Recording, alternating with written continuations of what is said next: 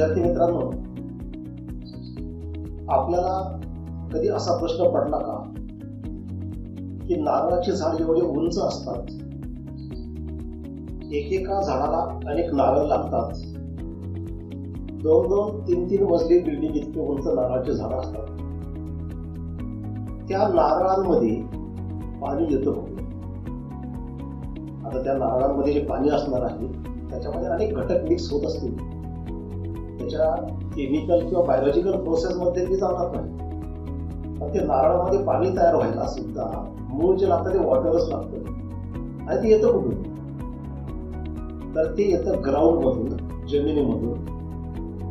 आता प्रश्न असा आहे की साधी गोष्ट आहे की आपल्याला समजा 2 मजली 3 मजली घर असेल आणि घराच्या टेरेसवर जर पाण्याची टाकी आपण बसवलेली असेल, तर त्या पाण्याच्या टाकीमध्ये पाणी भरण्यासाठी आपण ग्राउंड वरून पाणी जेव्हा त्या टाकीमध्ये भरतो तेव्हा आपल्याला मोटरचा वापर करावा लागतो.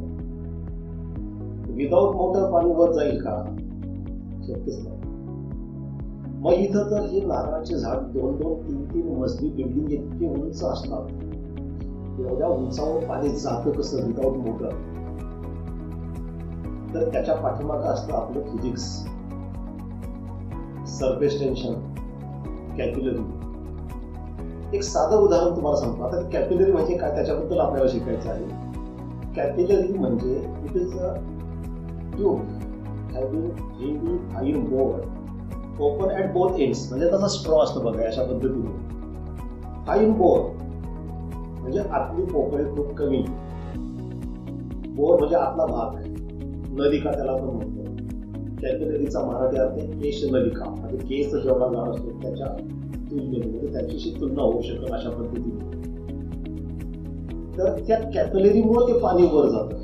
एक उदाहरण, एक प्रॅक्टिकल मी तुम्हाला सांगतो. समजा तुम्ही हे अशा पद्धतीने कलर्ड वॉटर घेतलं आणि एक आपण टिश्यू पेपर घेऊ अशा पद्धतीने, त्याला मी असं जरा फोल्ड करतो आणि हे फोल्ड करून मी त्याचं एक टोक जे आहे ते ह्या कलर वॉटरमध्ये मी बुडवतो. हे बघा अशा पद्धतीने मी केलंय. आणि आता याला मी एक टोक त्याचं जे आहे हे कलर वॉटरमध्ये मी बुडवलंय. बघा तुम्हाला दिसेल, बघा इथं दिसतंय हे लिक्विड वर गेलेलं आहे. This is capillary action. हे कॅपिलरीमुळे घडलेलं आहे. ह्या टिश्यू पेपरमध्ये छोट्या छोट्या कॅपिलरीज आहेत. केस जेवढा जाड असतो त्याच्यापेक्षाही बारीक अशाच कॅपिलरी झाडांच्या खोडामध्ये असतात. आणि त्या कॅपिलरी ऍक्शनमुळं हे एक सायंटिफिक फिनॉमिनन आहे, त्याच्यामुळे ते लिक्विड वर जातं. असे बरेचसे उदाहरण आहेत कॅपिलरीचे. तुम्ही हा दिवा घ्या, त्या दिव्याची जी वात असते, ती ज्योत असते, ती वर असते आणि ऑइल खाली असतं. हे ऑइल, हे तेल वर कसं जातं? तर याच्या पाठीमागं कॅपिलरी ऍक्शन आहे. आपण घर बांधताना घराचं जे फाउंडेशन असतं ते स्टोनचं केलं पाहिजे, दगडी बांधकाम केलं पाहिजे, घराचा पाया. याच्या पाठीमागं सुद्धा एक अनेक कारणांपैकी एक कारण आहे, ते म्हणजे कॅपिलरी. हे मी तुम्हाला यानंतरच्या व्हिडिओमध्ये एक्सप्लेन करेन. शेतकरी उन्हाळ्यामध्ये आपलं शेत नांगरतात, अनेक कारणांपैकी एक कारण असतं कॅपिलरी. असे बरेचसे उदाहरणं सांगू शकतो मी. समजा फरशीवर पाणी सांगतो आणि त्याच्यावरती आपण कापड टाकलं, तर ते कापड पाणी ऍब्झॉर्ब करून घेते. कॅपिलरीमुळे घडतं. पाण्यावरती समजा पाणी पडलेलं असेल, थोडंसं पाणी सांडलेलं असेल, त्याच्यावर तुम्ही वीट ठेवली, तर ती वीट brick that absorb the water to capillary. ही वरती जर शाईचा डाग पडला तर आपण खडू धरतो त्याच्यावरती. खडू काय करतो? लगेच ते ओढून घेतो शाई. कॅपिलरीमुळे घडतं ते. Blotting paper absorbs the ink due to capillary. हे सगळे उदाहरणं मी तुम्हाला याच्यानंतरच्या व्हिडिओमध्ये एक्सप्लेन करणार आहे. तर आजच्या व्हिडिओमध्ये आपण हे समजावून घेऊ की नेमकं कॅपिलरी म्हणजे काय, कॅपिलॅरिटी म्हणजे काय, कॅपिलरी ऍक्शन म्हणजे काय, ते सगळं आजच्या व्हिडिओमध्ये आपल्याला समजावून घ्यायचं आहे. चला तर मग आपण समजावून घेऊ की नेमकं कॅपिलरी काय असतं आणि कॅपिलरी ऍक्शन काय असतं. तर कॅपिलरी म्हणजे नेमकं काय असतं ते आता आपण समजावून घेऊ. Capillary means a tube having very fine bore and open at both ends is called as capillary tube. Capillary म्हणजे काय असतं? इट इज अ ट्यूब, म्हणजे एक प्रकारची ती ट्यूब असते. ट्यूब ही कुठल्याही मटेरियलची असू शकते, ती ग्लासची असू शकते, ती स्टीलची असू शकते, ती कॉपरची असू शकते, ती पेपरची असू शकते, ती प्लास्टिकची असू शकते, ती कुठल्याही मटेरियलची असू शकते. Having very fine bore, bore याचा अर्थ नलिका, आपण बोअरवेल म्हणतो, म्हणजे पाण्यासाठी आपण जमिनीमध्ये बोअरवेल घेतो तशा पद्धतीचं हे बोअर म्हणजे आतलं जे स्पेस असतं, आतली जी पोकळी असते, आतली जी नलिका असते त्याला म्हणतात बोअर. फाईन बोअर म्हणजे खूप लहान, आपण जे कोल्ड्रिंक पिण्यासाठी स्ट्रॉ वापरतो तशा टाईपची ही कॅपिलरी असते. फरक फक्त एवढाच आहे की स्ट्रॉचं इनर डायमीटर हे नियरली 4 मिलीमीटर असतं, कॅपिलरीचं हे इनर डायमीटर 1 मिलीमीटर किंवा त्याच्यापेक्षाही कमी असतं, आणि ती दोन्ही बाजूला ओपन असते. Open at both ends is called as capillary tube. A tube having very fine bore and open at both ends is called as capillary tube. Whenever we dip this type of capillary in a liquid, the liquid either rises in the capillary, see in this figure, or falls in the capillary. जेव्हा आपण ही capillary tube एखाद्या लिक्विडमध्ये बुडवतो, vertically अशा पद्धतीने बुडवतो, तेव्हा त्या capillary ट्यूबमध्ये एकतर liquid वर जातं किंवा दुसऱ्या फिगरमध्ये दाखवल्याप्रमाणे खाली जातं. हे जे लिक्विडचं वर किंवा खाली जाणं असतं त्याला म्हणतात कॅपिलॅरिटी किंवा capillary action. See capillarity means the phenomenon of rise or fall of a liquid in a capillary tube when it is dipped in the liquid is called as capillarity or capillary action. परत एकदा बघा, the phenomenon of rise or fall of a liquid in a capillary tube when it is dipped in the liquid is called as capillarity or capillary action. जेव्हा आपण एखादी capillary लिक्विडमध्ये बुडवतो तेव्हा त्या कॅपिलरीमध्ये liquid एकतर वर जातं किंवा खाली उतरतं, हे जे फिनॉमिनॉन आहे त्याला म्हणतात कॅपिलरी ॲक्शन. उदाहरणार्थ समजा आता वर कधी जातं लिक्विड, तर त्याचं बघा त्यासाठी एक कंडिशन अशी आहे, when a capillary is immersed in the liquid which wets the solid partially or completely the liquid rises in it. जेव्हा एखादं लिक्विड त्या सॉलिडला पूर्णपणे किंवा अंशतः भिजवतं तेव्हा ते लिक्विड त्या कॅपिलरीमध्ये वर जातं. म्हणजे उदाहरणार्थ पहा, आता या फिगरमध्ये ही कॅपिलरी आपण बुडवल्यानंतर हे वर गेलेलं आहे.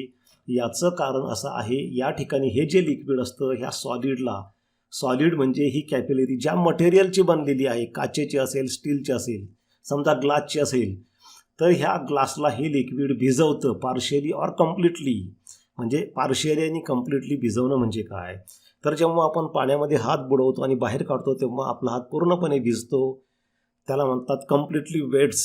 आणि जेव्हा आपण केरोसिनमध्ये हात बुडवतो आणि बाहेर काढतो तेव्हा आपला हात भिजतो पण पूर्णपणे भिजत नाही, अंशतः भिजतो. पार्शियली म्हणजे काही ठिकाणी तो भिजतो, काही ठिकाणी तो कोरडाच राहतो, त्याला म्हणतात पार्शियली वेट करणं म्हणजे अंशतः भिजवणं. पूर्णतः भिजू द्या किंवा अंशतः भिजू द्या, असं लिक्विड त्या कॅपिलरीमध्ये वर जातं. आणि मग कोणतं लिक्विड कॅपिलरीमध्ये खाली उतरतं, तर त्याचं पण इथं सांगितलेलं आहे. When capillary is dipped in a liquid which do not wet the solids the liquid falls in it. जे लिक्विड सॉलिडला भिजवत नाही, उदाहरणार्थ मर्क्युरी, दुसऱ्या फिगरमध्ये दाखवलेले बघा.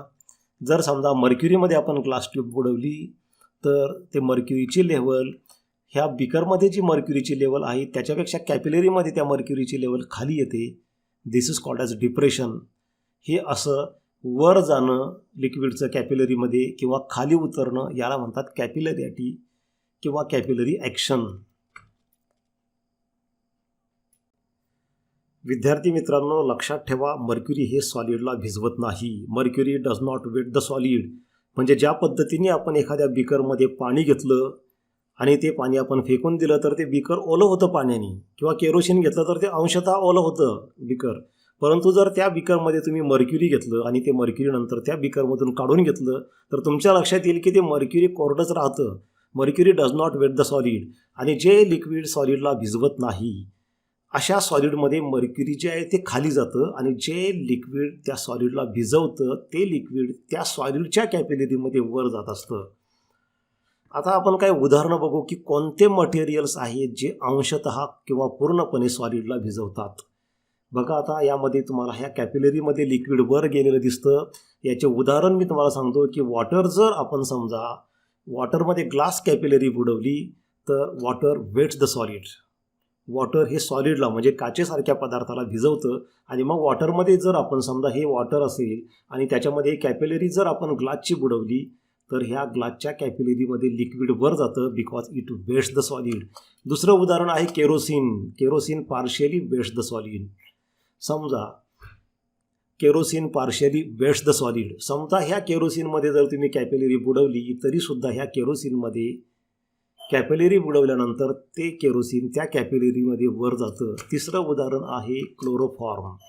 क्लोरोफॉर्मसुद्धा सॉलिडला भिजवतं आणि जर ह्या क्लोरोफॉर्ममध्ये आपण इथं दिसते तशा पद्धतीची कॅपिलरी बुडवली तरीसुद्धा क्लोरोफॉर्म त्या कॅपिलरीमध्ये वर जाईल. दुसरं एक्झाम्पल आहे इथर. इथरमध्ये जरी समजा आपण कॅपिलरी बुडवली तरीसुद्धा ते इथर त्या कॅपिलरीमध्ये काचेच्या कॅपिलरीमध्ये वर जातं. आणखी एक गोष्ट लक्षात घ्या की या सगळ्या लिक्विडसाठी आणि ग्लाससाठी अँगल ऑफ कॉन्टॅक्ट हा ॲक्यूट असतो. कारण आपण शिकलो आहे अँगल ऑफ कॉन्टॅक्टच्या प्रॉपर्टीज आपण शिकलेलो आहोत की जे लिक्विड सॉलिडला अंशतः किंवा पूर्णपणे भिजवतं अशा लिक्विड सॉलिड पेअरसाठी अँगल ऑफ कॉन्टॅक्ट हा ॲक्यूट असतो म्हणजे लेस दॅन 90 डिग्री असतो. आणि या सगळ्या ठिकाणी अँगल ऑफ कॉन्टॅक्ट 90 डिग्री आहे.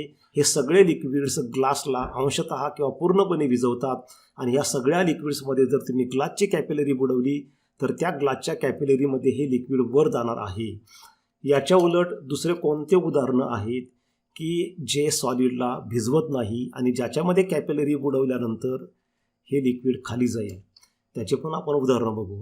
आता ह्या फिगरमध्ये तुम्ही बघू शकता की हे कॅपिलरी ह्या लिक्विडमध्ये बुडवलेली आहे आणि लिक्विडची लेव्हल खाली गेलेली आहे. हे कुठं घडतं त्याचे उदाहरणं आपण बघू. पहिलं उदाहरण आहे mercury.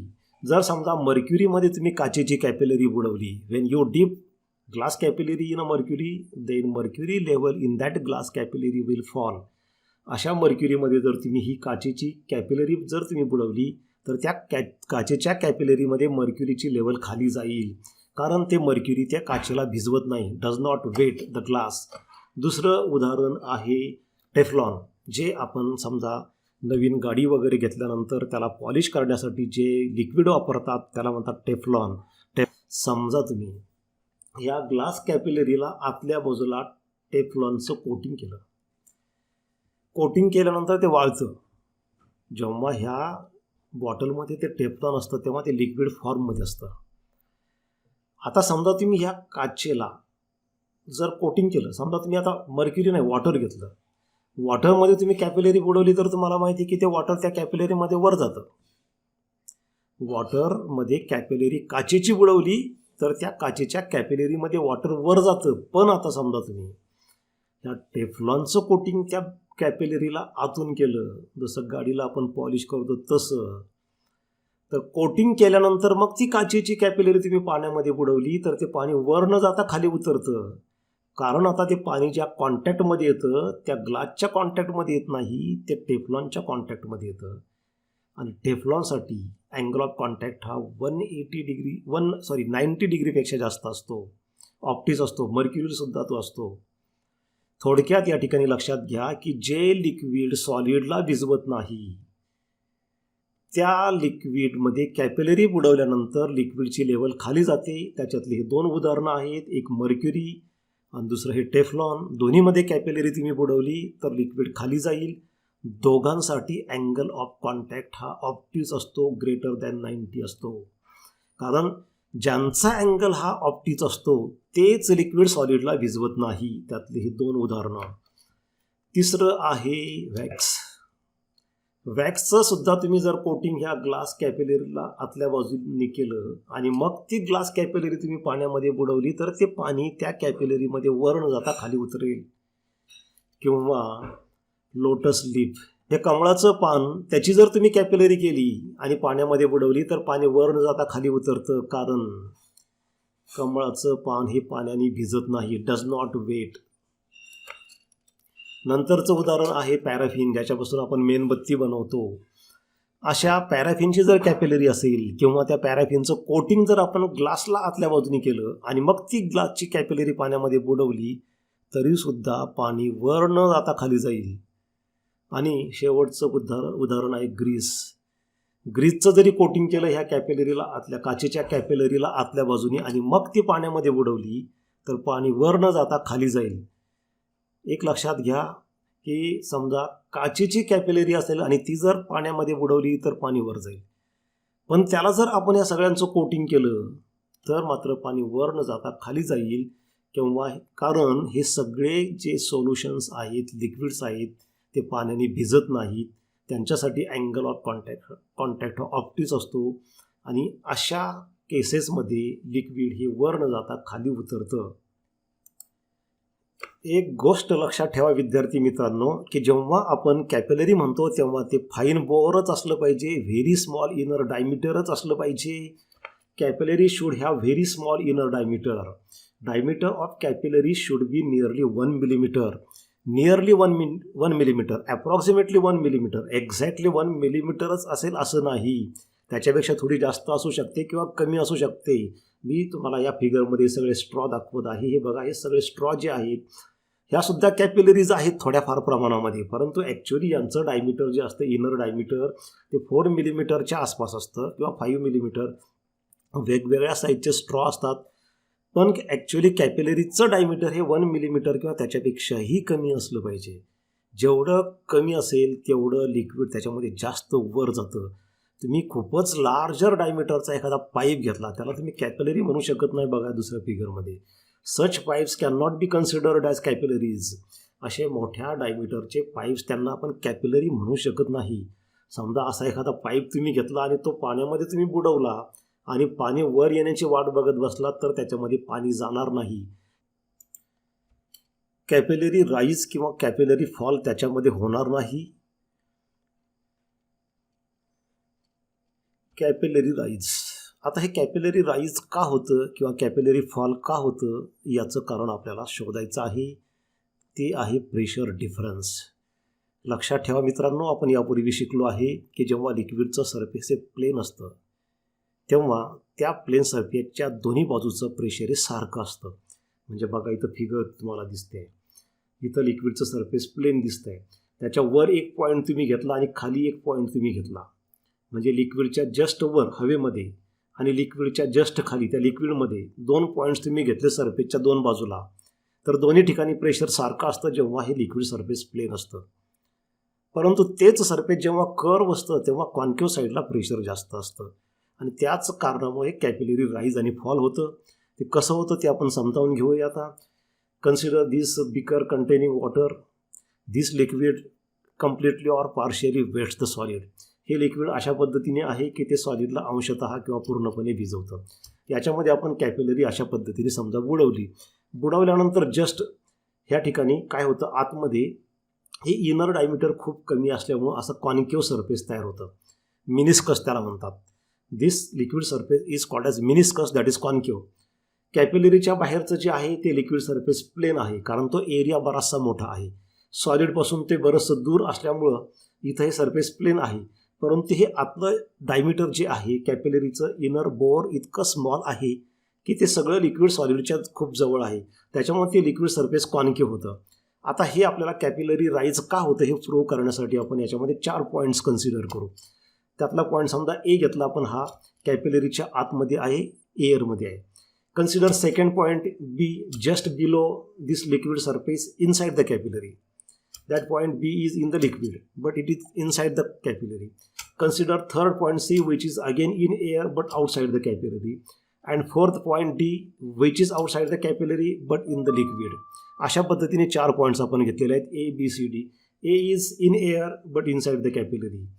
B is in capillary but inside the liquid. C is in air but outside the capillary. D is in liquid but outside the capillary. Now C and A, they are at same horizontal level and they are in the air, and we know that in air at same horizontal level pressure is same.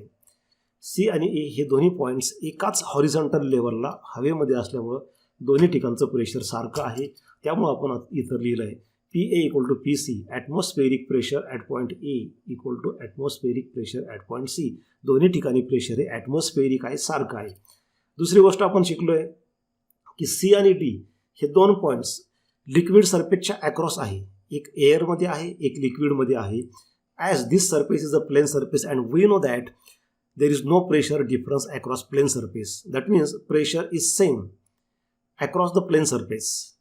म्हणजे C आणि D दोन्ही ठिकाणी pressure सारखं असेल, कारण ते या ठिकाणचं लिक्विड सरफेस हे प्लेन आहे. आणि मागच्या व्हिडिओमध्ये आपण शिकलोय की प्लेन सरफेसच्या दोन्ही बाजूला वर आणि खाली प्रेशर सारखं असतं. त्यामुळं P C equal to P D, pressure at point C equal to pressure at point D, because pressure on two sides of horizontal surface means plane surface are same. That means pressure at point A equal to pressure at point C and pressure at point C equal to pressure at point D. This means that pressure at these 3 points is same. Pressure at A equal to pressure at C is equal to pressure at D, and therefore we can write this third equation PA equal to PC equal to PD. म्हणजे ह्या तिन्ही ठिकाणचं pressure सारखं झालं, परंतु ह्या point बीचं काय ते आता या ठिकाणी महत्त्वाचं आहे. आता आपल्याला माहिती आहे की कॅपिलरीच्या आतमध्ये जे लिक्विड सरफेस आहे ते कॉन्केव्ह आहे. And we know that if the surface is curve then pressure is not same on both sides. Pressure on concave side is greater than pressure on convex side. जी concave बाजू असते त्या बाजूला pressure जास्त असतं आणि concave बाजू ही वरची आहे, एअरकडची. म्हणजे ए हा पॉईंट कॉन्केव्ह साईडला आहे आणि मग त्यामुळं प्रेशर ए या ठिकाणी जास्त असेल बी ठिकाणपेक्षा बी या ठिकाणच्या प्रेशरपेक्षा ए या ठिकाणचं प्रेशर जास्त असेल. Therefore we can write P A is greater than P B. We know that pressure on concave side is greater than pressure on convex side. ए हा कॉन्केव्ह साईडला आहे, बी हा कॉन्व्हेक्स साईडला आहे. कॉन्केव्ह साईडचं प्रेशर जास्त असतं. Therefore P A is greater than P B. But we know PA means PC means PD. Therefore, we can write PD is greater than PB. That means pressure at point B is greater than pressure at point B. Therefore, what happens due to this? This liquid rises up in the capillary. हे pressure D चं pressure B पेक्षा, हे D चं pressure B पेक्षा जास्त असल्यामुळे liquid वर गेलं. कसं काय? याचं हे का बरं असं घडलं? याचं कारण असं आहे की आपल्याला माहिती आहे की लिक्विड हे जास्त प्रेशरकडून कमी प्रेशरकडं फ्लो होतं. डी या ठिकाणचं प्रेशर जास्त असल्यामुळं बी या ठिकाणकडे ते गेलं. हे एक लॉजिक झालं.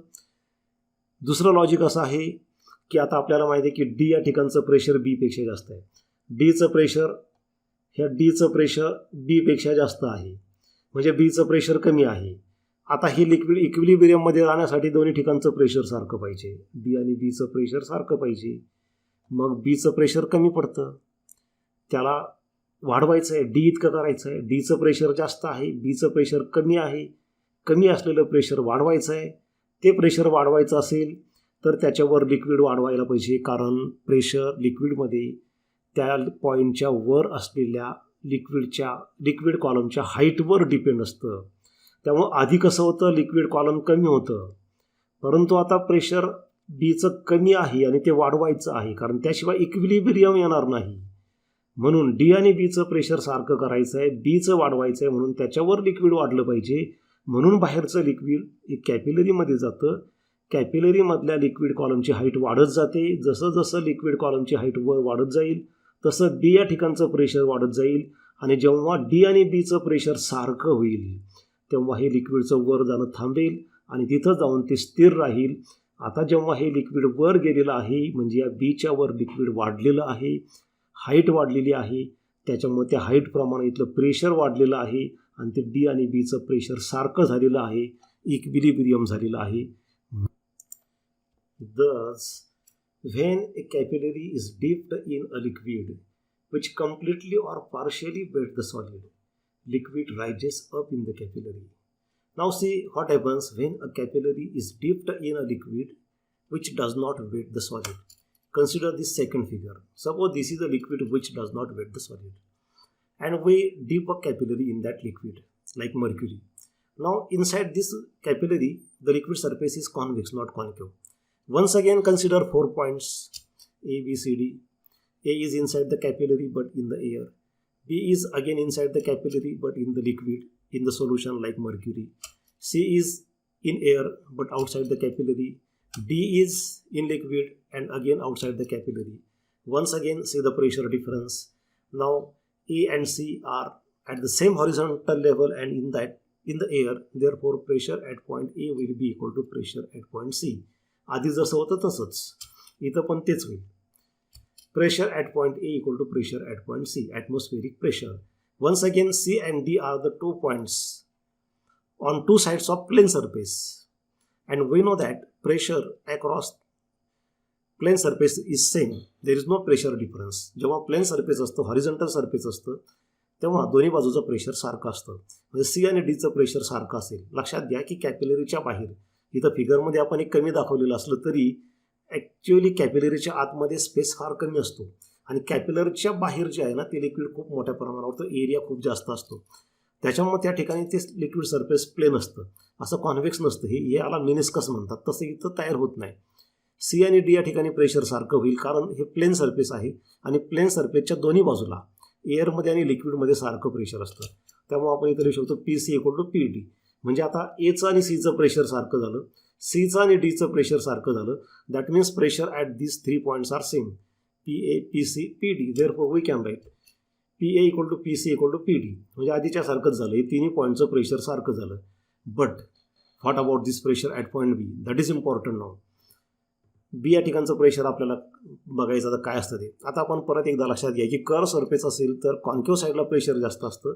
आता या ठिकाणी कॉन्केव्ह साईड ही लिक्विडमध्ये आली. आधी कसं होतं, कॉन्केव्ह साईड ही एअरमध्ये होती बघा पहिल्या फिगरमध्ये. आता ती कॉन्केव्ह साईड बीमध्ये म्हणजे लिक्विडमध्ये आली आणि कॉन्व्हेक्स साईड वर आली आणि कॉन्केव्ह साईडला प्रेशर जास्त असतं. म्हणजे या ठिकाणी बी या पॉईंटला प्रेशर जास्त असेल. Therefore we can write pressure at point B equal to pressure at point pressure at point B is greater than pressure at point A. आधी कसं होतं बघा ही step, pressure at point A was greater than pressure at point B. But here pressure at point B is greater than pressure at point A. म्हणजे बीचं pressure जास्त आहे. आधी एचं जास्त होतं, आता इथं बीचं जास्त आहे. आता एचं सीचं डीचं सारखं आहे. म्हणजेच हे आपण इथं जे म्हटलं pressure at point B is greater than pressure at point A. एचं प्रेशर म्हणजेच डीचं pressure. Therefore pressure at point B is greater than pressure at point D. आता इथं कसं झालं पहा, बी या ठिकाणचं प्रेशर जास्त, डी या ठिकाणचं कमी. आधीचं डीचं जास्त होतं, बीचं कमी होतं. त्यामुळं डीकडून बीकडं पाणी गेलं होतं इकडं. आता काय झालं, बीचं प्रेशर जास्त, डीचं कमी. त्याच्यामुळं बीकडून डीकडं, म्हणजे हे मर्क्युरी आहे. आता हे लिक्विड वॉटर नाही आहे, तर बीकडून डीकडं हे मर्क्युरी जाईल. म्हणजेच ही लेवल खाली जाईल. इथं प्रेशर डी या ठिकाणचं कमी झालं, बी या ठिकाणचं जास्त झालं आहे. जास्त झालं आहे तर मग कमी करायचं आहे, प्रेशर कमी करायचं, कारण त्याशिवाय इक्विलिब्रियम होणार नाही. 2 हॉरिझॉन्टल लेवलला पॉईंट असतील तर दोन्ही ठिकाणचं प्रेशर सारखं पाहिजे. बीचं प्रेशर झालं जास्त, त्याला कमी करायचं आहे. त्याच्यावरची लिक्विडची हाईट कमी करायची, त्याच्यामुळे ते लिक्विड असं खाली येणार. बघा आता लिक्विड खाली आल्यामुळं बीचं प्रेशर जे आहे आता त्याच्या लेव्हलचा पॉईंट इथं बघा कुठेतरी, त्याच्याबरोबर ते प्रेशर आता येईल. आता म्हणजे आता इक्विलिब्रियममध्ये झालेलं आहे आणि अशा पद्धतीने लिक्विड हे खाली येतं. Therefore when a capillary is dipped in a solution which does not wet the solid liquid like mercury. When a capillary is dipped in a liquid which does not weight the solid, example mercury in contact with glass, mercury glassला भिजवत नाही. In such a case the liquid level falls in the capillary. अशा ठिकाणी liquid level कमी होते. Thus when a capillary is dipped in a liquid which completely or partially weights the solid, liquid rises up in the capillary. And when a capillary is dipped in a liquid which does not weight the solid, liquid falls in it. जेव्हा capillary आपण अशा लिक्विडमध्ये बुडवतो की जे liquid त्या सॉलिडला भिजवत नाही, असं liquid त्या कॅपिलरीमध्ये वर जातं. आणि जेव्हा तीच कॅपिलरी आपण अशा लिक्विडमध्ये बुडवतो की जे लिक्विड त्या सॉलिडला भिजवत नाही, असं लिक्विड त्या कॅपिलरीमध्ये खाली उतरतं. Now one thing is clear that liquid either rises in the capillary or falls in the capillary. Now we have to derive expression for height of liquid in a capillary. आता आपल्याला एक formula derive करायचा आहे ज्याच्या आधारे आपल्याला त्या कॅपिलरीमध्ये liquid किती वर जातं ते काढता येईल. तसं ते प्रॅक्टिकली काढता येतं. त्यासाठी एक एक्सपेरिमेंट असतं. त्या एक्सपेरिमेंटमध्ये बिकरमध्ये लिक्विड घ्यायचं असतं, त्यामध्ये कॅपिलरी बुडवून ठेवायची.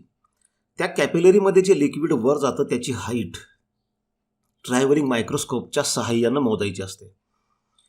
साध्या पट्टीने मीटर स्केलनी ती नीट ॲक्युरेट मोजता येत नाही. त्याच्यामध्ये खूप एरर्स येतात. प्रॅक्टिकली आपण काढू शकतो, परंतु प्रॅक्टिकल न करता ऑन पेपरसुद्धा आपल्याला एक फॉर्म्युला वापरून काढता येते. तो फॉर्म्युला आपल्याला डिराईव्ह करायचा आहे.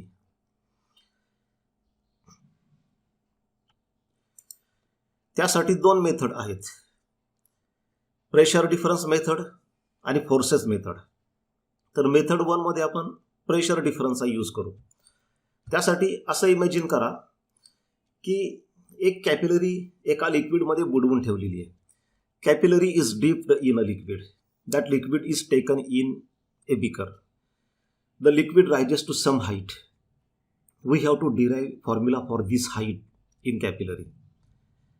Now we know that for a curved surface there is a pressure difference.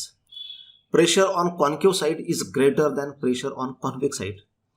And in case of drops and bubbles, we have also seen that pressure inside the drop is greater than pressure outside the drop by 2T upon R. ड्रॉपच्या आतमध्ये बाहेरच्या पेक्षा pressure हे जास्त असतं 2T upon R. त्याला आपण म्हणतो लॅप्लासेस law of spherical memorial. आणि बबलच्या आतमध्ये जे जास्तीचं प्रेशर असतं ते असतं 4T upon R बाहेरच्यापेक्षा. आता या ठिकाणी काय आहे तर तुम्ही हा कॉन्केव्ह पोर्शन इमॅजिन करा. आता इथं एक ड्रॉप इमॅजिन करायचा आहे आपण. तो कसा ते मी तुम्हाला सांगतो. या ठिकाणी हा कॉन्केव्ह पोर्शन तुम्ही विचारात घ्या. त्याच्या एका बाजूला लिक्विड आहे, दुसऱ्या बाजूला एअर आहे. आणि हा जर आपण असा या ठिकाणी समजा सर्कल कंप्लीट केलं तर तो ड्रॉप होईल. असं सर्कल इमॅजिन केल्यानंतर तो ड्रॉप होईल. तो बबल नाही. तुम्ही म्हणाल की बबल म्हटल्यानंतर आतमध्ये हवा असते आणि हे जर सर्कल असं इमॅजिन केलं तर याच्या आतमध्ये हवा आहे, मग तो बबल कसा नाही, तो ड्रॉप कसा आहे. तर आपण पूर्ण स्पियर नाही विचारात घेणार. आपण फक्त खालचा एवढा खालचा भाग फक्त विचारात घेणार आहे. त्याच्या एका बाजूला पाणी आहे, लिक्विड आहे, दुसऱ्या बाजूला हवा आहे. ड्रॉपमध्ये तसंच असतं. एका बाजूला लिक्विड म्हणजे आतल्या बाजूला लिक्विड आणि बाहेरच्या बाजूला हवा. इथं पण तसंच आहे. एका बाजूला हवा, दुसऱ्या बाजूला लिक्विड. फक्त आता या ठिकाणी ड्रॉपमध्ये कसं असतं, आतमध्ये लिक्विड, बाहेर एअर. आता इथं हे उलट झालं. हा भाग आतला झाला गोल केल्यानंतर, आतमध्ये हवा आणि बाहेर लिक्विड. म्हणजे बबल नाही. बबल म्हटल्यानंतर दोन्ही बाजूला एअर असतं. ह्या लेयरच्या वर आणि खाली दोन्ही बाजूला जर समजा एअर असतं तर आपण बबल म्हटलं असतं. आता हा झाला ड्रॉप, म्हणजे ड्रॉपचा एक पोर्शन झाला तो. त्याच्या एका बाजूला जास्तीचं प्रेशर लॅप्लासेस लॉने दिलेलं आहे 2T upon R. ही फिगर आपण जरा अजून क्लिअर करू. बघा काही व्हेक्टर्स आपण या ठिकाणी काढू. पहिला आपण काढला हा tangent to the surface. This is a surface tension force which acts tangent to the surface, and here there is an angle theta. This is angle between tangent to the surface of liquid at the point of contact and this solid surface. Angle between solid and tangent to the liquid surface at the point of contact, that angle is called as angle of contact. So this is angle of contact, and this is acute. We know, we have seen the properties of angle of contact. A liquid which completely or partially wets the solid, angle of contact is acute. हे liquid त्या सॉलिडला अंशतः किंवा पूर्णपणे भिजवतं, त्यासाठी हा angle of contact acute असतो. आणि असं लिक्विड हे त्या कॅपिलरीमध्ये वर जात असतं आणि ते इथं वर गेलेलं आहे. ते हाईट आपल्याला काढायचं आहे. आता मी तुम्हाला सांगितल्याप्रमाणे हे स्पियर इमॅजिन करा. आता हा स्पियरचा फक्त इथून खालचा भागच विचारात घ्या, वरचा भाग विचारात घेऊ नका. फक्त ते रेडियस दाखवण्यासाठी ते काल्पनिक वरचं स्पियर तुम्ही इमॅजिन करा. पण खऱ्या अर्थानं स्पियर फोर्सेससाठी हे विचारात घ्यायचं आहे. तर याच्या वरच्या बाजूला एअर, दुसऱ्या बाजूला लिक्विड, म्हणजे ड्रॉपसारखं झालं. ड्रॉपच्या एका बाजूला लिक्विड असतं, दुसऱ्या बाजूला एअर असतं. बबलमध्ये दोन्ही बाजूला एअर असतं. तर हे सरफेस जे आहे, हे मेम्ब्रेन जे आहे, त्याच्या एका बाजूला लिक्विड आहे, दुसऱ्या बाजूला एअर आहे. त्यामुळे हा ड्रॉप आहे. आणि ड्रॉपमध्ये जे प्रेशर असतं, एक्सेस प्रेशर, ते असतं 2T/R, लॅप्लासिस लॉ, ते आपण यूज करणार आहे. आणि त्यासाठी आपल्याला अजून पहा, इथं आपण ही रेडियस दाखवली आहे. या स्पियरची, इमॅजिनरी स्पियरची, त्याची रेडियस समजा कॅपिटल R आहे. आपण आता इथं असा परपेंडिक्युलर टाकू ह्या कॅपिलरीच्या सरफेसवर, तो आपण टाकला, त्याला आपण स्मॉल r म्हणू. आता यामध्ये तुम्हाला हे कॅपिटल R म्हणजे ह्या इमॅजिनरी स्पियरची रेडियस आहे, आणि स्मॉल r जी आहे हे कॅपिलरीची रेडियस आहे. बघा, हे वरचं तुम्हाला क्रॉस सेक्शनल एरिया दिसतो. कॅपिलरीचा क्रॉस सेक्शनल एरिया सुद्धा सर्क्युलर आहे, त्यामुळे त्याला डायमीटर असतं. डायमीटरच्या हाफ हे रेडियस. तर हे स्मॉल r हे रेडियस आहे कॅपिलरीची. म्हणजे याच्यामध्ये स्पियरची रेडियस, या इमॅजिनरी स्पियरची रेडियस कॅपिटल R आणि या कॅपिलरीची रेडियस स्मॉल r. इथं हा अँगलसुद्धा थीटा येतो. तुम्ही ही जॉमेट्री विचारात घेतली, त्या डिटेलमध्ये मी जात नाही. हा अँगल थीटा येईल. त्याच्यावरून आपल्याला आता पहा, मी तुम्हाला सांगितलं की कॉन्केव्ह साईडला प्रेशर जास्त आहे. आता इक्विलिब्रियममध्ये हे कॉन्केव्ह साईडचं प्रेशर आणि लिक्विड साईडचं प्रेशर बॅलन्स झालं पाहिजे. एवढं हे लिक्विड वर आलेलं आहे याची इतक्या हाईटचं.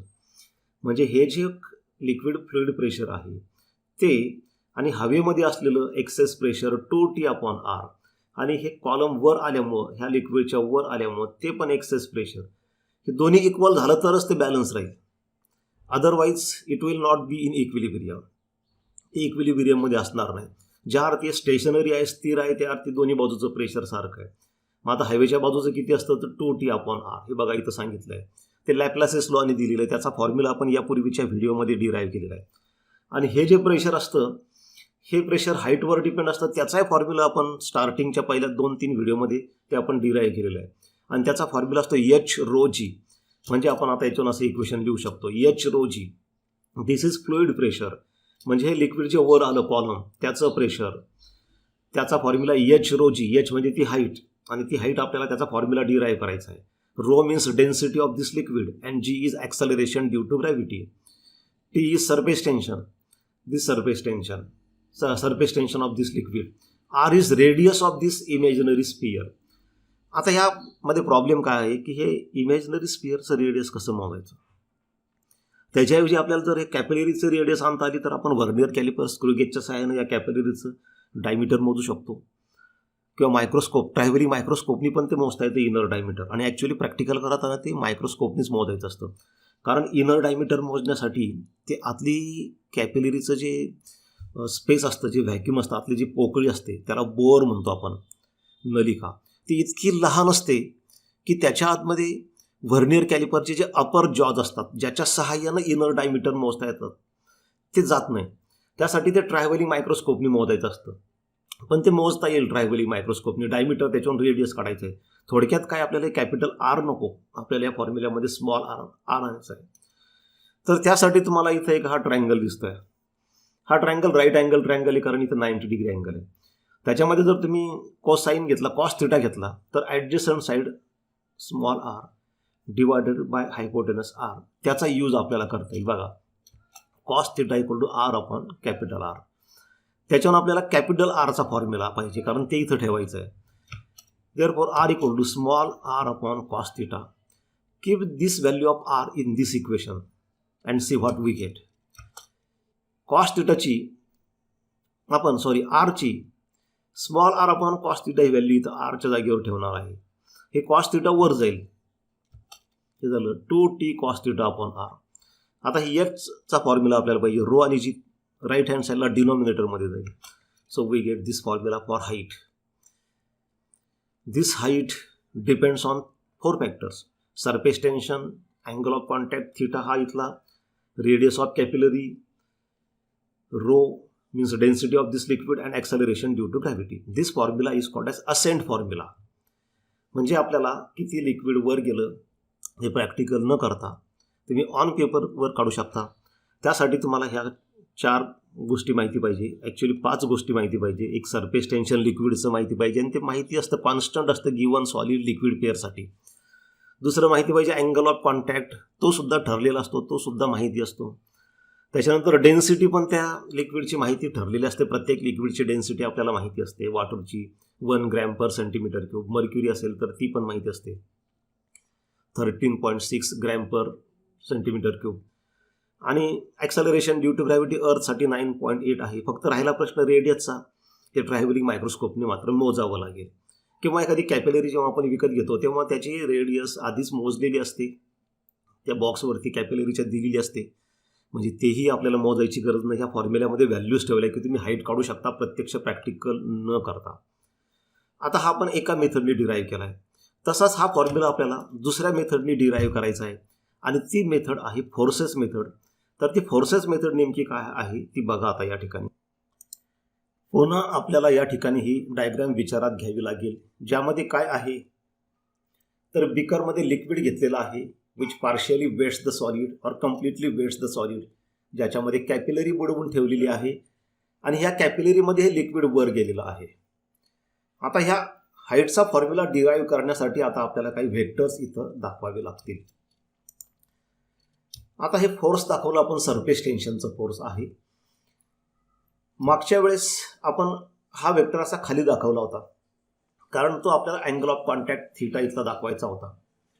परंतु ॲक्च्युली सरफेस टेन्शनचं फोर्स ह्या लिक्विड सरफेसला टँजेन्शियल असं सॉलिडच्या बाजूला तिकडे ओढत असतं आणि त्यामुळं हे लिक्विड वर जात असतं. आता हा टँजंट इकडं जरी असा दाखवला तरी इथं जो अँगल तयार होतो तोच अँगल इथंही तयार होतो, कारण अपोजिट अँगल्स इक्वल असतात. आता या सरफेस टेन्शनला 2 कॉम्पोनंट्स आहेत, 2 rectangular components. One is T cos theta which will be vertically upward. यापूर्वी आपण बऱ्याच वेळेस शिकलोय की कुठल्याही 2 वेक्टर्सला 2 रेक्टँग्युलर कॉम्पोनंट्स असतात. त्यातला एक कोसाइन कॉम्पोनंट असतो, दुसरा साइन कॉम्पोनंट असतो. अँगलला लागून जो असतो तो कोसाइन असतो, तर हा टी कॉस थिटा झाला. तसंच दुसरा एक कॉम्पोनंट होईल टी साइन थिटा, तो हॉरिझॉन्टली लेफ्टला झाला. म्हणजे आता हा टी या ठिकाणी विचारात घ्यायची गरज नाही, कारण त्याचे 2 कॉम्पोनंट्स झालेले आहेत. ते 2 कॉम्पोनंट्स म्हणजेच त्या टीचं काम करत आहेत. टी साइन थिटा त्याला सॉलिडच्या बाजूला ओढण्याचा प्रयत्न करतो लिक्विडला, आणि टी कॉस थिटा वर ओढण्याचा प्रयत्न करतो. आता सॉलिडकडं लिक्विड जाऊ शकत नाही, तिकडं जागा नाही, म्हणजेच लिक्विड वर जाणार आहे. हे जे टी कॉस थिटा कॉम्पोनंट आहे हे ॲक्च्युली ह्या सरफेसच्या प्रत्येक पॉईंटला, म्हणजे जे सॉलिडच्या कॉन्टॅक्टमध्ये असं सर्कम्फरन्स तयार होतं, सर्कल बशीसारखा आकार असतो या कॉन्केव्ह सरफेसचा, आणि बशीचा जो काठ असतो तो सगळा वरचा सॉलिडच्या कॉन्टॅक्टमध्ये आहे थोडक्यात या ठिकाणी. तर हे प्रत्येक पॉईंटला ॲक्ट होतं. आपण अशाच प्रकारे कॉम्पोनंट्स या बाजूला पण इथं दाखवू. इथं पण हे सरफेस टेन्शनचं फोर्स आहे. त्यानंतर हा अँगल इथं थिटा होतो, त्याला 2 कॉम्पोनंट्स टी कॉस थिटा आणि टी साइन थिटा. त्यामुळे आता हा टी संपलाय, कारण त्याचे 2 कॉम्पोनंट्स हेच त्या टीचं काम करतायत. आता याच्यामध्ये काय होतं, टी साइन थिटा काही इफेक्टिव्ह नाही. मी तुम्हाला सांगितलं की ते सॉलिडकडे लिक्विड जाऊ शकत नाही. किंवा तुम्ही असं लॉजिक लावू शकता की हा टी साइन थिटा आणि हा टी साइन थिटा हे एकमेकांना अपोजिट आहे, त्यामुळे ते एकमेकांना बॅलन्स करतात आणि कॅन्सल करतात. त्यामुळे टी साइन थिटाचा पण इथं काही उपयोग नाही. म्हणजे आता राहिला फक्त टी कॉस थिटा. हे टी कॉस थिटा प्रत्येक पॉईंटला ॲक्ट होतं आणि ते त्या लिक्विडला वर ओढतं. हे दुसऱ्या फिगरमध्ये मी तुम्हाला दाखवतो. बघा, हे कॉन्केव्ह सरफेस असं असतं इथं, आणि हे जे कॉन्केव्ह सरफेस आहे हे जे वरचं सर्कल तयार होतं त्या प्रत्येक पॉईंटला हे जे व्हर्टिकली अपवर्ड वेक्टर्स आहेत हे सगळे टी कॉस थिटाचे आहेत, आणि ते टी कॉस थिटा वर ओढत असतं. आता हे सगळे मिळून जे अपवर्ड फोर्स होईल, तर ते सगळ्यांचे मिळून अपवर्ड फोर्स ह्या पूर्ण लिक्विडला वर ओढणारं जे सॉलिडच्या कॉन्टॅक्टमधलं, फक्त एवढं सर्कम्फरन्स लक्षात घ्या. ह्या ज्या सॉलिडच्या कॉन्टॅक्टमध्ये जे असतं ना ते फक्त एवढं सर्कम्फरन्स असतं. बाकीचं मध्ये जे लिक्विड आहे ह्या लिक्विड सरफेसचा आकार हा असा असतो या सेकंड फिगरमध्ये दाखवल्याप्रमाणे. तर सॉलिडच्या कॉन्टॅक्टमध्ये फक्त आउटर सर्कम्फरन्स आहे आणि या प्रत्येक पॉईंटला हे अपवर्ड फोर्स ॲक्ट होतं. तर सगळं मिळून टोटल फोर्स कसं काढायचं, तर तुम्हाला सरफेस टेन्शनची डेफिनेशन माहिती आहे. सरफेस टेन्शन म्हणजे फोर्स पर युनिट लेंथ. बघा आता, म्हणजे हे जे सर्कल आता या ठिकाणी ब्ल्यू लाईनने तुम्हाला दिसत आहे त्याच्यावरती ते सगळं फोर्स ॲक्ट होतं. हे सगळं सॉलिडच्या कॉन्टॅक्टमध्ये, मधलं लिक्विड नाही. तर या सगळ्या लाईनवरचं सर्कम्फरन्सवरचं टोटल फोर्स कसं काढायचं, तर तुम्हाला एक फॉर्म्युला माहिती आहे, surface tension equal to force upon length. म्हणजेच force equal to surface tension into length. Therefore we can right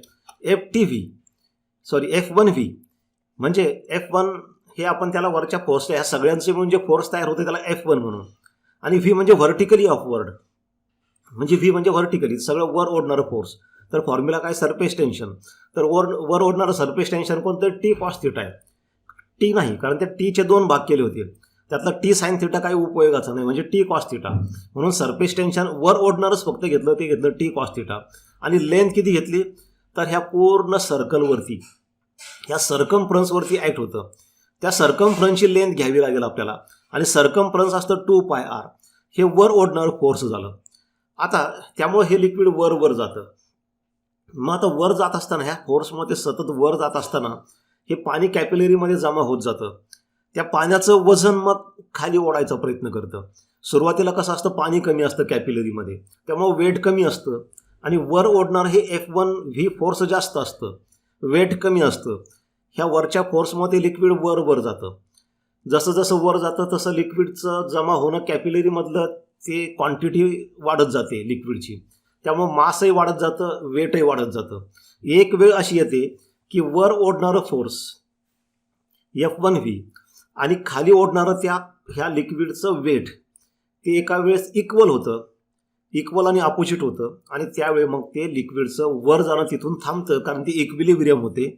वर ओढणारं हे F1V आणि खाली ओढणारं वेट बॅलन्स झालं की तिथं ते थांबतं. आता त्यासाठी आपल्याला खाली ओढणारं फोर्स काय आहे, वेट, ते याच्यासोबत इक्वेट करावं लागेल. ते बघा, आता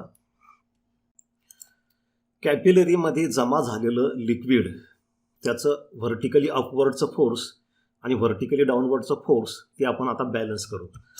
समजा आता ही दुसरी फिगर इथं आहे, याच्यामध्ये ही लिक्विडची लेवल आहे बिकरमध्ये, त्याच्यावर हे वेगळ्या कलरमध्ये ते लिक्विड जमा झालेलं मी तुम्हाला दाखवतो.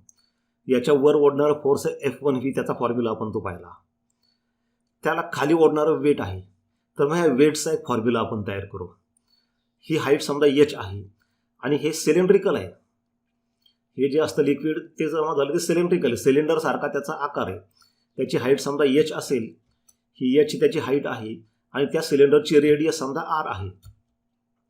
बघा, हे सिलेंडर दाखवलेलं, त्याची बाउंड्री जी आहे, आउटलाईन जी आहे, त्याची ब्ल्यू कलरनी या ठिकाणी दाखवलेली आहे. तर याचं वजन, वर ओढणारं फोर्स तर आपण ते पाहिलं F1V, खाली ओढणारं वजन, त्याचा फॉर्म्युला आपण तयार करू. आता हा वर ओढणारा फोर्स झाला, इक्वेशन 1 म्हणू आपण त्याला, F1V T cos θ into 2πr. ते कसं आलं, तर वर ओढणारे आपण आधी पाहिलं ते की ह्या सगळ्या सर्कमफ्रन्सवरती ते T cos θ फोर्स असतो, त्याला इंटू लेंथ केलं आपण, कारण फोर्स म्हणजे काय, सरफेस टेन्शन इंटू लेंथ, ते आपण केलं. तर वर ओढणारं सरफेस टेन्शन T cos θ आहे, लेंथ म्हणजे सर्कमफ्रन्स आहे. आता वेटचा फॉर्म्युला असतो M इंटू G. ग्रॅव्हिटी तर कॉन्स्टंट आहे 9.8. फक्त हे मास, आता हे मास मोजायचं कसं, कॅपिलरीमध्ये असलेल्या लिक्विडचं मास मोजणं अवघड आहे. तर मग त्याच्या जागी आपल्याला दुसरा फॉर्म्युला आणायचा आहे की ज्या मोजता येईल क्वांटिटी, कोणत्या, हाईट, ट्रॅव्हलिंग मायक्रोस्कोपनी मोजता येते, किंवा रेडियस, ही कॅपिलरीची माहीत असते, इनर रेडियस, ते आणायचं आहे आपल्याला. त्यासाठी दुसरा फॉर्म्युला तुम्हाला माहिती आहे, density equal to mass per unit volume, हा फॉर्म्युला माहिती आहे. म्हणजेच density equal to M upon V, म्हणजेच M equal to density into V. मासच्या जागी ह्या इक्वेशनमध्ये ठेवा डेन्सिटी इंटू व्हॉल्यूम, आपल्याला ही स्टेप मिळते. आता डेन्सिटी ऑफ दिस लिक्विड, हे लिक्विड एकच आहे, फक्त हे वर गेलेलं लिक्विड मी वेगळ्या कलरने दाखवलं, कारण त्याचं मास काढायचं आहे ते समजण्यासाठी. डेन्सिटी त्या लिक्विडची ठरलेली असते, ती काही मोजायची गरज नाही आहे. वॉटर असेल, केरोसिन असेल, प्रत्येकाची डेन्सिटी ठरलेली असते. वॉटर असेल तर ती 1 ग्रॅम पर सेंटीमीटर क्यूब आहे. याचं व्हॉल्यूम कसं मोजायचं परत, तर व्हॉल्यूमचा पण फॉर्म्युला आहे. व्हॉल्यूमचा फॉर्म्युला, ह्या लिक्विडच्या व्हॉल्यूमचा फॉर्म्युला म्हणजे सिलेंडरचा फॉर्म्युला, कारण ते व्हॉल्यूम या ठिकाणी सिलेंड्रिकल आहे. आणि सिलेंडरचा फॉर्म्युला असतो πr²h. R म्हणजे रेडियस आणि H म्हणजे हाईट. ही व्हॅल्यू आपण ठेवली, त्याच्यावर आपल्याला हे इक्वेशन मिळालं, त्याला आपण इक्वेशन 2 म्हणू. हे वेट जे आहे त्या लिक्विडला खाली ओढतं आणि हे फोर्स जे आहे इक्वेशन 1 मध्ये ते वर ओढतं. सुरुवातीला कसं होतं, जेव्हा पाणी कमी जमा झालेलं होतं तेव्हा वरचं फोर्स जास्त होतं, वेट कमी होतं. त्या वरच्या फोर्समुळे ते लिक्विड वर जात राहिलं, मग पाणी साचत गेलं त्यामुळे वजन वाढत गेलं. एक वेळ अशी आली की हे वरचं फोर्स आणि हे इक्वल झालं, तिथं ते इक्विलिब्रियममध्ये स्थिर राहिलं आणि म्हणून मग आता त्यावेळेस आपण इक्वेशन 1 आणि इक्वेशन 2 इक्वल करू. आपण हे इक्वल केल्यानंतर F1V ची ही व्हॅल्यू ठेवा इक्वेशन 1 वरून आणि वेटची इक्वेशन 2 वरून ही व्हॅल्यू ठेवा. हे आपल्याला मिळतं. त्याच्यामध्ये बघा दोन्ही बाजूचं पाय कॅन्सल होतं. इकडे R² आहे, एक R आहे, ते R कॅन्सल होईल. ही स्टेप आपल्याला मिळेल. ही स्टेप आपल्याला मिळाल्यानंतर त्याच्यावरून आपल्याला हे Hचा फॉर्म्युला मिळतो. बघा ही दुसरी स्टेप कशी मिळाली, तर पाय कॅन्सल झालं, हे R आणि इकडचं R² मधले R फक्त राहिलेलं आहे. म्हणजे so this is formula for height of liquid column in a capillary when it is dipped in a liquid which partially or completely wets the solid. हे हाईट आता कोणत्या कोणत्या गोष्टीवर डिपेंड आहे हे आपण पुढच्या पेजवरती बघू. याला असेंट फॉर्म्युला म्हणतात. अशा पद्धतीने एक्सप्रेशन आपण डिराईव्ह केलेलं आहे. विद्यार्थी मित्रांनो, मॅथमॅटिकल पार्ट आहे हा. पार्ट तुम्ही फक्त वाचून किंवा व्हिडिओ बघून चालणार नाही. तुम्ही हे समजावून घ्या पहिल्यांदा नीट. त्याच्यानंतर परत एकदा तुम्ही बुकमध्ये वाचा आणि त्यानंतर हे सगळं लिहून बघा. त्याशिवाय तुम्हाला कॉन्फिडन्स येणार नाही. आता हे हाईट कोणत्या कोणत्या फॅक्टर्सवर डिपेंड आहे त्याच्याबद्दल आपण या ठिकाणी ते डिस्कस करूयात. हा जो फॉर्म्युला आहे त्याला म्हणतात असेंट फॉर्म्युला. जे वेगवेगळे फॅक्टर्स आहेत की एखादी कॅपिलरी लिक्विडमध्ये बुडवल्यानंतर किती वर जाईल त्याला अफेक्ट करणारे फॅक्टर आहेत. हे 5 फॅक्टर आहेत. हा फॉर्म्युला आपण तयार केलेला आहे. त्याच्यामध्ये 5 क्वांटिटी आहे. एक T, दुसरं थीटा, तिसरं R, नंतर डेन्सिटी आणि gravity. So the rise or fall of a liquid in a capillary depends upon 5 factors. आता या ठिकाणी फॉल का म्हटलं आपण, कारण आपण उदाहरण घेतलं की हाईटचं वर जातं. पण जेव्हा तुम्ही त्या ठिकाणी मर्क्युरीसारखं लिक्विड घेता which does not wet solid, then theta is obtuse 90 greater than 90 degree. तर कॉस थीटाची व्हॅल्यू ती निगेटिव्ह मायनसमध्ये येते. म्हणजे H मायनसमध्ये येतं. मायनसमध्ये येतं याचा अर्थ ते खाली जातं, डिप्रेशन होतं. म्हणजे हे H पॉझिटिव्ह पण येऊ शकतं किंवा निगेटिव्ह येऊ शकतं. पॉझिटिव्ह आलं तर समजायचं की लिक्विड वर गेलं आहे कॅपिलरीमध्ये. निगेटिव्ह आलं तर समजायचं लिक्विड खाली गेलेलं आहे. म्हणजे असेंट फॉर्म्युला हा लिक्विड राईजसाठी सुद्धा वापरू शकता आणि फॉलसाठी. मर्क्युरीसाठी सुद्धा हाच वापरायचा आणि वॉटरसाठी सुद्धा हाच वापरायचा. राईजसाठी वेगळा आणि फॉलसाठी वेगळा फॉर्म्युला नाही आहे. दस rise or fall of a liquid in a capillary depends upon 5 factors. Number 1 surface tension, number 2 angle of contact theta, number 3 radius of capillary R, number 4 density of liquid rho, and number 5 gravity. Now how it depends on 5 factors? See here. First of all, once again the same formula. H is directly proportional to surface tension. Directly proportional याचा अर्थ surface tension वाढले की height वाढतं. म्हणजे आता या ठिकाणी figure बघा. याच्यामध्ये आपण पहिल्या फिगरमध्ये एक लिक्विड घेतलं ज्याचं सरफेस टेन्शन जास्त आहे. समजा वॉटर आहे. वॉटरचं सरफेस टेन्शन जास्त आहे तर जास्त वर लिक्विड तुम्हाला वर गेलेलं दिसतंय कारण डायरेक्टली प्रपोर्शनल टू हाईट आहे. पण समजा दुसरं लिक्विड घेतलं आपण की ज्याचं सरफेस टेन्शन कमी आहे. कॅपिलरी तीच आहे, लक्षात घ्या. बीकर तेच आहे, कॅपिलरी तीच आहे, त्याच मटेरियलची आहे, काचेचीच आहे. दोन्ही ठिकाणी काचेचीच कॅपिलरी आहे. दोन्ही ठिकाणी त्याची रेडियस म्हणजे त्याची ती कॅपिलरीची थिकनेस सारखीच आहे. फक्त पहिल्या ठिकाणी वॉटर घेतलं, दुसऱ्या ठिकाणी केरोसिन घेतलं समजा तुम्ही. तर वॉटरचं सरफेस टेन्शन जास्त आहे त्यामुळे वॉटर जास्त वर गेलेलं आहे. केरोसिनचं सरफेस टेन्शन कमी आहे त्यामुळे हाईट पण कमी आहे. पहिला factor H is directly proportional to T. दुसरा फॅक्टर बघा, H is directly proportional to cos theta. म्हणजे आता या ठिकाणी बघा हे कसं, तर पहिल्या फिगरमध्ये बघा 2 वेगवेगळे लिक्विड आहेत. परत या ठिकाणी कॅपिलरी सेम आहे, रेडियस सेम आहे, दोन्ही ठिकाणी ग्लासची आहे पण लिक्विड वेगळं आहे. पहिल्या ठिकाणी अँगल कमी आहे, दुसऱ्या ठिकाणी अँगल जास्त आहे. जर अँगल कमी असेल तर लक्षात घ्या कॉस थीटा जास्त. साईनमध्ये वेगळं असतं. साईनमध्ये कसं थीटा वाढलं की साईन थीटा वाढतं 90 डिग्रीपर्यंत. कॉस थीटामध्ये तसं नाही, थीटा वाढलं की कॉस थीटा कमी होतं. मग थीटा कमी कॉस थीटा जास्त, कॉस थीटा जास्त म्हणजे हाईट जास्त. म्हणून पहिल्या केसमध्ये हाईट जास्त आहे कारण थीटा कमी आहे, कॉस थीटा जास्त आहे त्यामुळं, आणि हाईट जास्त आहे कारण डायरेक्टली प्रपोर्शनल आहे. दुसऱ्या केसमध्ये बघा थीटा जास्त आहे त्यामुळं कॉस थीटा कमी आणि हाईट कमी. म्हणजे थोडक्यात या ठिकाणी अँगल ऑफ कॉन्टॅक्ट जेवढा कमी असेल तेवढी हाईट जास्त. कॉस थीटाला डायरेक्टली प्रपोर्शनल आहे, थीटाला नाही, लक्षात घ्या, कॉस थीटाला. त्यामुळे थिटा वाढलं की कॉस थिटा कमी होतं, हाईट कमी होते. थिटा कमी झाला की कॉस थिटा वाढतं, हाईट वाढते. हा झाला second factor. Third factor, H is inversely proportional to radius. हे बघा, आता रेडियसला इनव्हर्सली प्रपोर्शनल आहे. म्हणजे तुम्ही बघा 2 फिगर आहे. पहिल्या फिगरमध्ये इनव्हर्सली आता या ठिकाणी म्हणजे रेडियस कमी असेल तर हाईट जास्त, इनव्हर्सली आहे, व्यस्त प्रमाणे. पहिल्या फिगरमध्ये बघा दोन्ही ठिकाणी आता लिक्विड वॉटरच आहे, कारण अँगल ऑफ कॉन्टॅक्ट सेम आहे, सरफेस टेन्शन सेम आहे, म्हणजे लिक्विड सेम पाहिजे. आता या ठिकाणी कसं होतं, कॅपिलरी वेगळ्या आहेत, मटेरियल कॅपिलरी तेच आहे, ग्लासच आहे, परंतु पहिल्या ठिकाणी रेडियस कमी आहे, दुसऱ्या ठिकाणी रेडियस जास्त आहे.